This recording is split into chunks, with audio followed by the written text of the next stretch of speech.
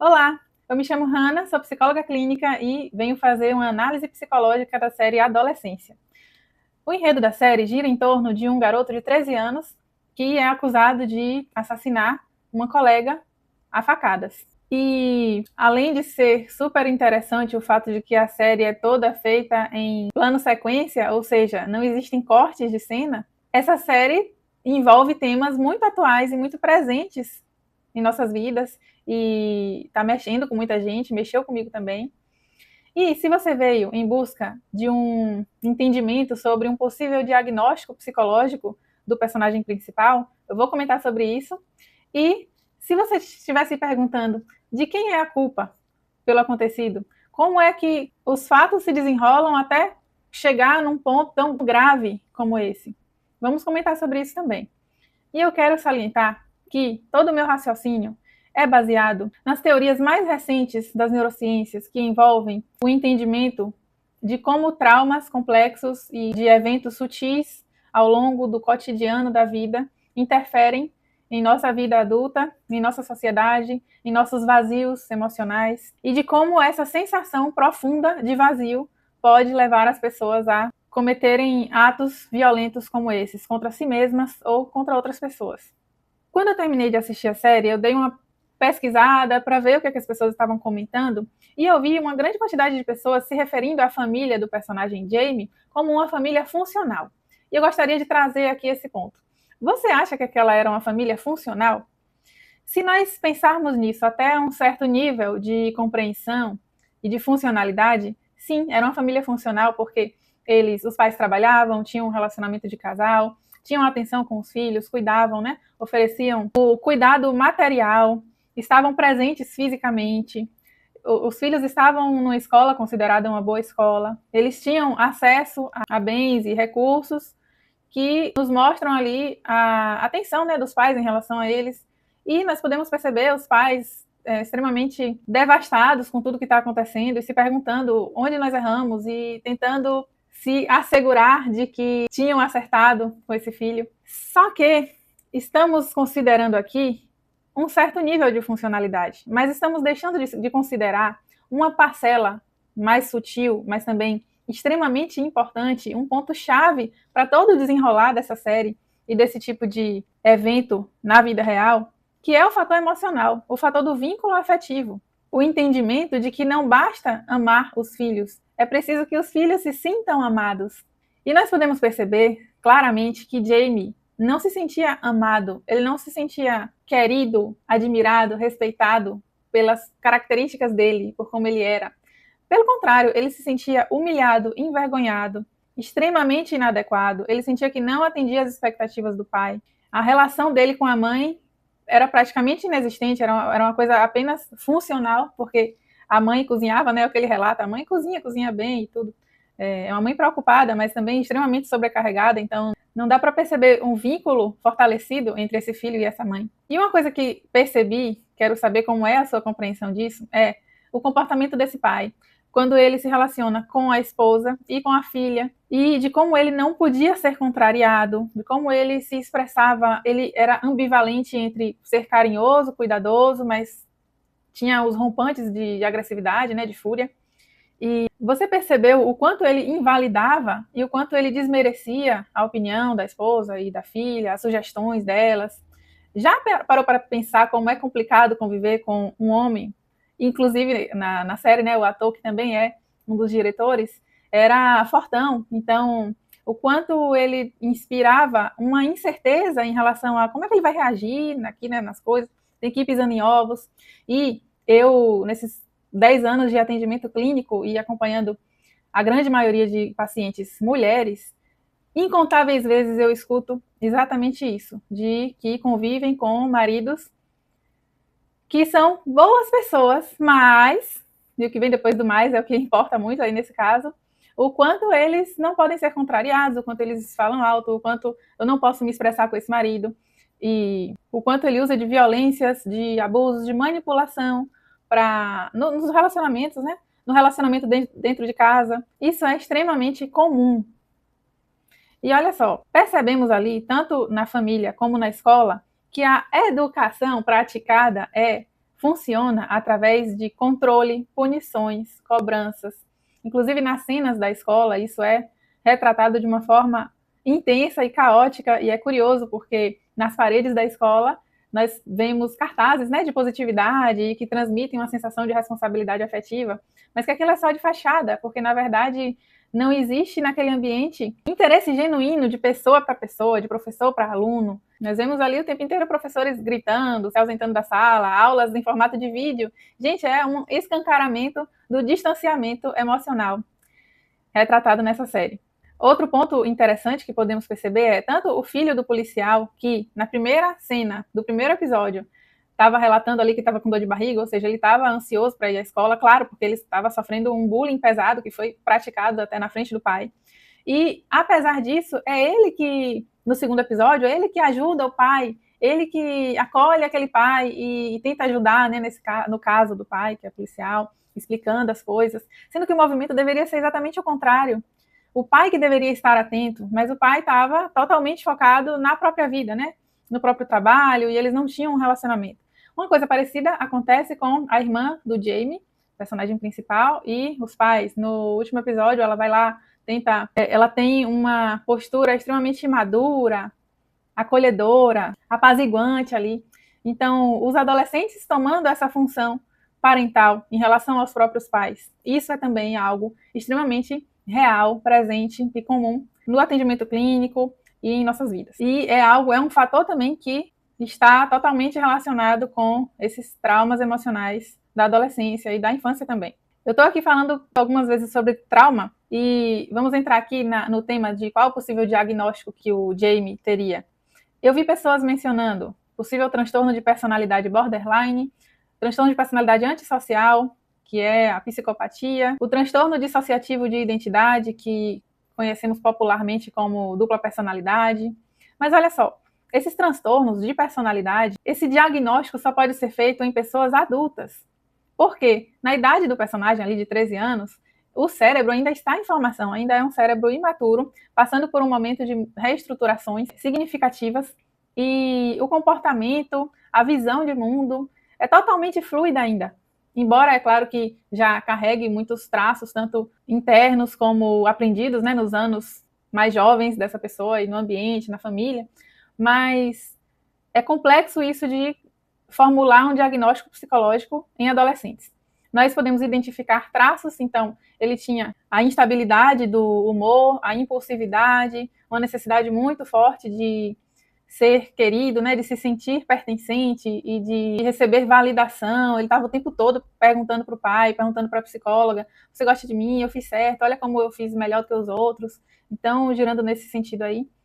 E então, eu não pensaria nesses diagnósticos. O que movimenta o meu raciocínio clínico é muito mais a hipótese de transtorno de estresse pós-traumático complexo, que é um entendimento que cada vez mais tem sido percebido como extremamente comum em nossa sociedade.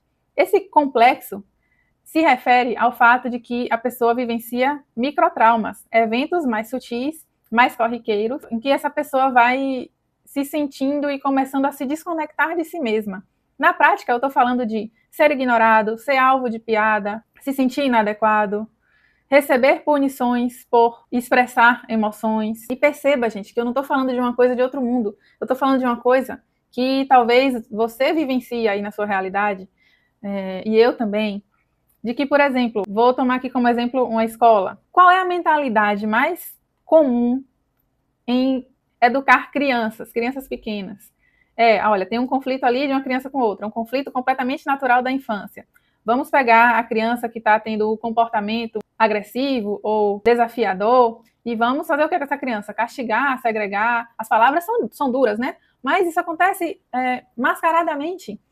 Vamos pegar fulaninho e vamos colocar ele em outra mesa. Vamos pegar fulaninho e vamos separar ele dos amiguinhos. Não vamos deixar ir para o parquinho porque se comportou mal. Vamos atribuir nota. Se comportar bem, ganha certa nota, mas se comportar mal, não vai ter nota, vai ficar com nota 0. E a criança, tanto a que recebe esse comportamento, quanto todas as outras que observam, vai moldando a mentalidade de acordo com existe um jeito certo de agir, um jeito errado. Se eu me expresso, é errado. Se no meu cérebro, em desenvolvimento, me relaciono de uma forma imatura, é errado e eu não recebo nenhuma orientação de como fazer isso de uma forma mais saudável, sabe? Então, veja como isso é presente. Outra questão importante aí, falando da família. Pensamos em serem pais cuidadosos, amorosos e tal. E eram, mas também estavam sendo permissivos e estavam baseando a educação em bens materiais e cuidado físico apenas. Por exemplo, eles na conversa que eles têm se questionando sobre terem errado, eles mencionam, né? Ah, nós demos o computador que ele queria, o headphone, montamos a mesa dele para ele ter o computador. E, ou seja, ele tinha tudo, né, que ele podia querer. No entanto, ele sempre soube de que o pai se envergonhava, então o pai não conseguia nem olhar para ele, ignorava ele nos jogos ali, porque recebiam piadas também. E o gosto dele pelo desenho nunca foi valorizado, realçado desde antes. Então, eles falam, né? Eles contam que quando ele era pequenininho ele desenhava, mas o desenho nunca foi visto como algo importante. Ele tinha que ser durão, ele tinha que ir para outro jeito de ser, porque o jeito dele de ser natural era inconveniente. Tudo isso traumatiza uma pessoa e gera, sabe o quê? Além de uma sensação de congelamento, de profunda raiva, vai gerando no cérebro uma desconexão de eu não posso sentir, eu não posso me expressar, eu não posso ser autêntico. Deixa eu ir podando tudo isso em mim e só que isso me gera sofrimento. Então deixa eu buscar sensações vazias, porém parecidas com o sentimento de pertencer a alguma coisa, de fazer vínculo com alguma coisa, porque aqui na minha vida real eu não estou conseguindo, ninguém está se vinculando de verdade comigo por quem eu sou. Deixa eu ir procurar isso em outros lugares, de outras formas. E onde é que o adolescente vai procurar? Nas redes sociais, nos contatos digitais, e tudo ali sendo maquinado muitas vezes por uma crueldade social. Então ele foi moldando o entendimento dele em relação a ele mesmo, em relação às meninas, às mulheres, ao mundo, dentro de uma mentalidade de misoginia. Então ele fazia parte, né, de grupos masculinos para destinar ódio para as mulheres porque se sentiam inadequados e aí colocavam essa agressividade direcionada às mulheres no sentido de serem vadias, interesseiras. Então a gente pode perceber lá no terceiro episódio dele com a psicóloga que ele fala assim, mas eu fui melhor do que os outros porque eu não. E aí ele menciona que ele não praticou nenhum ato de violência sexual em relação à garota. E para ele, a atitude dele era justificável, já que, para ele, no entendimento dele, ela era uma pessoa deplorável, que estava sendo muito inadequada, muito equivocada, né, nas coisas que ela vinha fazendo.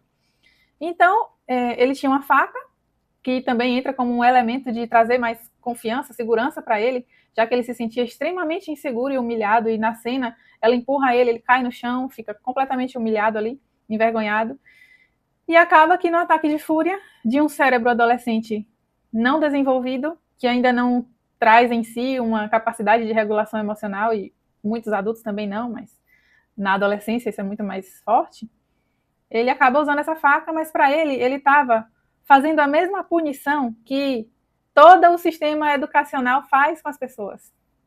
Tá errado? Tem que punir. Ele entendia que a moça que ela era errada de uma forma grave, então é justificável a punição.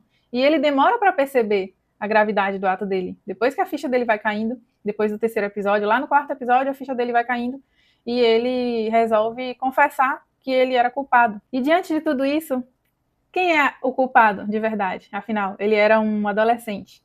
São os pais? É a escola? É a sociedade? É o governo? O próprio ator principal, que também é diretor da série, responde isso pra gente. E é exatamente isso que ele diz. Não dá para culpar especificamente alguém ou alguma entidade, mas, na verdade, todos nós somos culpados por esse tipo de coisa acontecer no mundo real. Porque enquanto nós não entendemos a importância de cuidar de mim, de cuidar das minhas feridas, dos meus traumas, para que eu consiga me regular emocionalmente e assim não disparar violências para as pessoas com as quais eu me relaciono, principalmente crianças e adolescentes. Então, quando eu cuido de mim, quando você cuida de você, para que você consiga curar suas dores emocionais, se regular emocionalmente para não disparar isso, direcionar para as pessoas com quem você se relaciona, marido, esposa, parceiro, parceira, filho, filha, alunos, nós somos responsáveis por esse tipo de coisa, porque nós sustentamos a mesma mentalidade. uma mentalidade controladora, punitiva. Então, sabe o que eu fico pensando? Se você assistiu a série e você tem uma criança ou um adolescente que você ama, talvez você vá ficar com medo e se preocupar e querer agir de alguma maneira, e talvez isso te leve a querer controlar, talvez isso te leve a querer ver escondido, né? O que é que o adolescente está acessando na rede social, com quem está conversando, sem criar aquele vínculo com ele, pensando que está agindo com a boa intenção de cuidar, mas na verdade ampliando o distanciamento entre vocês. Porque vejam como os adolescentes estão cansados de adultos falando o que tem que fazer, como tem que fazer, que hora tem que fazer.